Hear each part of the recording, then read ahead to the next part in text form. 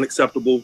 They had a 70-yard touchdown late in the game, unacceptable. It's good to proceed with the victory. I acknowledge that, but not a lot happened tonight to be proud of or to be excited about other than that. All right. Mike Tomlin, very critical of his undefeated Steelers performance yesterday. Pittsburgh has 5 games remaining on their bid for a perfect regular season. You can see right there. Up next, they host Washington before traveling to Buffalo, then Cincinnati, and finishing home versus Indy and at Cleveland. And I have some bad news for Steelers fans like yourself, Stephen A. Bud Dupree has tore his ACL. The team has just confirmed that. Max, I want to start with you here, though. Are you confident that the Steelers will have a perfect regular season after that narrow win against the Ravens, who didn't have many of their starters? No, I wouldn't put it like that. I wouldn't put it as I'm confident they will go undefeated, but I think their odds just because they got a game closer. But because, and the Dupree thing stinks. I mean, like, you want to get out of there without a defender, losing him for the season. That hurts the Steelers. But if that were going to happen anyway, right? Like, if you're good, that's just a fact. Let's table that for a second. They have Washington next week on a short week. Remember, they're supposed to have their bye. They had to take it early because of the Titans. Then they had to take their bye late, a mini bye late. But then it's not a mini bye, and now they're on a short week again, guys. So, that really hurts. And what did Ryan Clark tell us, Stephen A? Best time to play the Ravens or the Steelers after they play each other. And Washington, which is a no-name brand team and actually a no-name team nowadays, is actually ascending and plays defense and is a little tricky.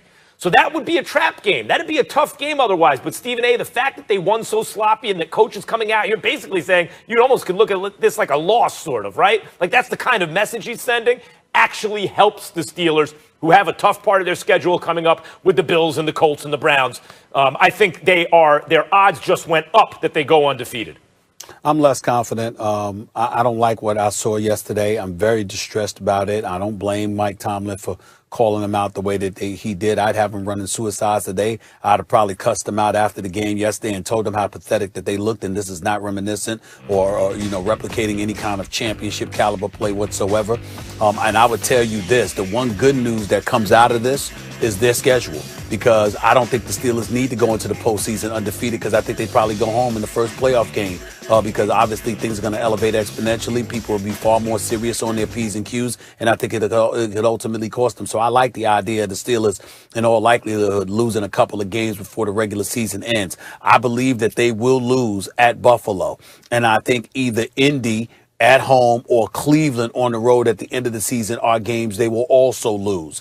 So I think that the Steelers will probably end up going 14-2. At least I hope that's the case. I'm not even ruling out a loss to Indy. I think that between Buffalo, Indy, and Cleveland, they'll lose 2 of those games, go into the postseason 14-2, but I think they need to get humbled. I don't think that Baltimore, because they looked equally awful, even though they had legitimate excuse not having Lamar Jackson, having McSorley and RG3 throw the football, basically do nothing with the exception of the 70-yard touchdown pass at the end of the game by McSorley. The bottom line is that the Steelers' offense was the story to me, because they looked horrendous. It looked inexcusable. Where is your imagination? Excuse me? As a Steelers fan, where's your imagination? As a Steelers fan, Stephen A., the Steelers might be. They're arguably the greatest franchise in the history of the NFL. You could argue it, especially the Super Bowl era. And that franchise, haven't had a Super Bowl since 2008, Max. In a year where we need something interesting, some good news, Stephen A., they have a chance. It's an outside chance, but they're still undefeated this late in the season. Well, you have to be rooting for that. Max mediocre. You know how you are. I mean, the team, give a dog a bone every now and then. You perfectly good with that. I need more, Max Kellerman. I need more. All right, damn it! It's been since 2008 that they won a chip. They lost the Super Bowl in 2010. It's been more than a decade. I want a damn Super Bowl, okay? And I want them to be able to compete with Patrick Mahomes. That is where I stand. All right, we'll leave it right there, guys. When we come back, Mike Tomlin not impressed. Guys, I watched that game. Kind of nice to have a game in the afternoon on a random Wednesday, right? Obviously due to COVID, but obviously he's not overly impressed. They do improve to 11-0, but it was against RG3, and it wasn't even RG3 in the game at the end, Max. So would you say this is a good win for the Steelers, or are you just going bad like Mike Tomlin? No, I'm not going to say it was a good win. It was a great win for the Steelers. The Steelers are undefeated. They're 11-0 now. Week 13, 11-0. Now, heading into week 4. Now, think about this for a second. Before the game, I told you the Ravens were live in this game because the last time RG3 started for the Ravens against the Steelers, the last time RG3 started a game, period, was against the Steelers. The Steelers had a lot to play for. They were 8-7 coming into the game with no Roethlisberger. They could go 9-7, have a winning season. It's a rivalry game. The Ravens didn't start anybody because they had everything sewn up already. No Lamar Jackson, no Ingram, no nobody. They just sat all their starters. And who won the game? The Ravens not only won, they won 28-10. They won by 3 scores. Beat the Steelers by 3 scores. In this rivalry game, which heading into this season, in this century, is 22-22 out of the 44 times they met, with almost 0-point differential. Everything down the line's basically even. And you already beat the Ravens once. You know they're coming for you, period. And you've had to deal with the delay, and you have to get ready, and then wait and get ready, and wait and get ready, and wait. And after all that, you play a terrible game. Coach is right. All 3 phases of the game, the Steelers were no good. Even that last pass by Roethlisberger, which basically sealed the game with a little over 2 minutes to go, I thought that was a stupid pass. That should have been a pick 6. They should have lost the game on that. But guys, they won. And it's not the kind of win where they go home feeling good about themselves and it papers over all the problems. No, they clearly played poorly. The coach put them on blast. And they still are undefeated. So now they can almost psychologically take that as a defeat. Like, damn, we have a lot to work on, all 3 phases. And they better, because otherwise there'd be a trap game coming up, right? Washington, who's been playing better and better as the season goes on. After the Ravens game, what did Ryan Clark tell us, Stephen A.? Steelers, Ravens, best time to play those guys is after they played each other. That's a dangerous game. But now suddenly it's not a trap game because of this performance.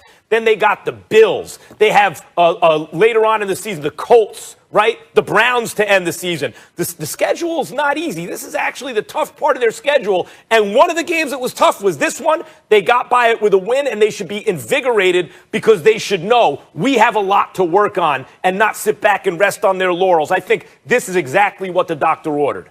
Well, fair enough, but I thought it was an absolutely atrocious performance. As a diehard, lifelong Steelers fan, I was absolutely, utterly disgusted by what I saw. If you recall, Max Kellerman, we were on the air yesterday, and I said to Ryan Clark, when you look at Big Ben Roethlisberger, as great as he is and as great as he's been playing, he's prone to those mistakes. And against a Kansas City Chiefs squad, which is basically the measuring stick for this season. When you're undefeated, there's only one team that should be standing in your way, and that's the reigning defending Super Bowl champions, led by the greatest quarterback in the game right now with Patrick Mahomes. The bottom line is that you throw that red zone interception. You're only 1-4 in the red zone yesterday. You throw that interception to that kid Bowser. You had no business throwing that pass. Like you pointed out, the other one should have been a pick 6 near the end of the game.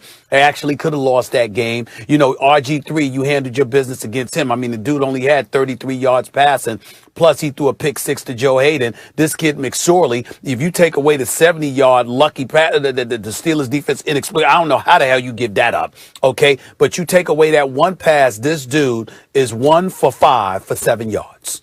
So he was 2 for 6 for 77 yards. I mean, look, and when you look at it from that perspective, I just say to myself, everything that I'm looking at in regards to the Steelers is whether or not you have a legitimate shot to knock off the Kansas City Chiefs. Then Bud Dupree, that's likely an ACL tear. So you talk about him being gone. He was a top 3 on the team in sacks. You talk about Devin Bush being gone weeks ago. That's a big loss for them as well. So their defense is severely compromised in terms of their ability to get at the quarterback. Because of that, that puts more pressure on the secondary that I thought was suspect to begin with. And then when I think about going up against potentially Kansas City, I'm saying, damn, this does not look good, because now you're compromising your ability to get to a quarterback, which puts more weight in your secondary. And that secondary, I question what they can handle against most teams, even though they've been pretty elite thus far this year. So imagine what I'm thinking about them going up against Patrick Mahomes and Tyreek Hill and Travis Kelce and Sammy Watkins and McCole Hartman. I'm scared to death. And that's what I'm looking at when I'm looking at the Pittsburgh Steelers right now. Their offense has to be prolific. Not good, not even great. They've got to be prolific if they are going to have a chance to knock off the Kansas City Chiefs. And what I saw yesterday was such a hideous, horrendous performance by that offense. I'm sitting back here and saying, damn, 11-0 means absolutely nothing to me. I am not excited by what I'm seeing from these Steelers right now. It was an inexcusable performance, and I don't blame Mike Tomlin for being disgusted. As a matter of fact, I will call practice today, Max, for them to do nothing but run suicides after that performance. I'm telling you right now, I call them, we put the football down, okay? And I'd sit up there and say goodbye to your wife, your girl, your family, and all of that stuff for the rest of the day. And I'd have them doing nothing but running suicides. I might give them the next day off. I might give them, the next couple of days off. I'd have them brothers running suicides just because they stunk up the joint the way that they did. Look, I hear what you're saying. You're not wrong about those points, but I think there's a bigger point that you're totally missing. They got the win. Of all the games you circled, they're going to lose. I would have rather they game. lost. It was the Ravens game. And then with all the delays, it was just weird. And yes, the Ravens were underdogs, but I told you, those two teams, you never can tell. And you couldn't. That game could have gone either way, but they escaped with the win. Now on a short week, they're facing a defense that's played better and better, a team that's played better and better as it goes on. As I brought up, what does RC tell us? Play the Ravens or Steelers the week after they play each other. This is a dangerous game. Short week after a Ravens game, a very losable game, a real trap game. Not anymore. Not anymore. And then if you get by Washington with a win, and before I even get to whether they can beat the Chiefs, I don't think anyone's going to beat the Chiefs. But the best way to do it's actually in a shootout. That gives you your best chance. That's when their record is most mediocre. It's still over 500, but it's not basically unbeaten, right?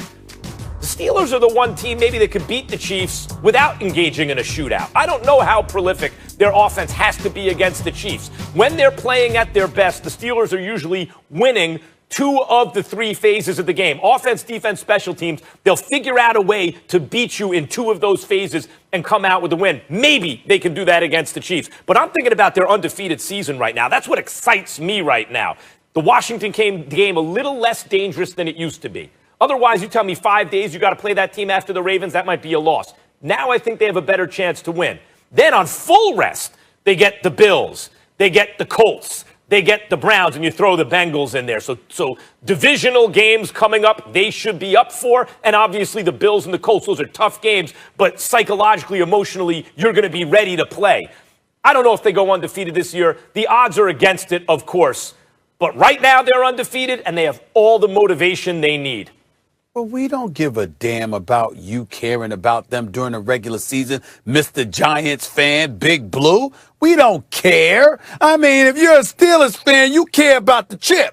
You care about the Super Bowl. That's what the hell you care about. And everything is measured on that. Now, if they were if they were a 500 team or something like that, maybe I'd care about the regular season because it would be about whether or not they'd get to the playoffs. But at 11-0 and knowing they're going to the playoffs, everything is about the chip. Everything is about the Super Bowl. Everything is about being ready to go up against the Patrick Mahomes, the Derrick Henrys of the world, or anybody else in between. That's what this is about. And based on what we saw from the Steelers, there is nothing to be excited about right now. Not with that offense not being able to perform up to snuff the way that they did. A Mike Tomlin coach team's not thinking that. They're thinking one thing: opponent next week. The opponent next week, Washington, after this performance is a little less dangerous because the Steelers, I expect to be on their A game. Trust me, Mike Tomlin think about the postseason. It's about being ready to go. It's about the chip. He ain't think about the regular season as much. Only think about it because he got to, because you got to be prepared for the postseason. He ain't trying to think. It ain't just about the regular season. Stephen A., you know what I was thinking about when you were talking, coaching, all tough, you'd have them run wind sprints, all that. I was thinking about you in Chicago and that sorry all-star team you coached. How Wilbon spanked you guys. It was Maybe fixed. You could have used some it of was those rigged. techniques. You know what decision I made? Oh, my goodness. That's you need to redeem yourself this year. Molly, that's why I got my knee. That's why I got my knee surgery. The next celebrity game, I will be playing. I'm gonna play. Hey, okay. I'm gonna play. I'll bring the pom-poms. I'll be on the sidelines. Let them football players who think they can.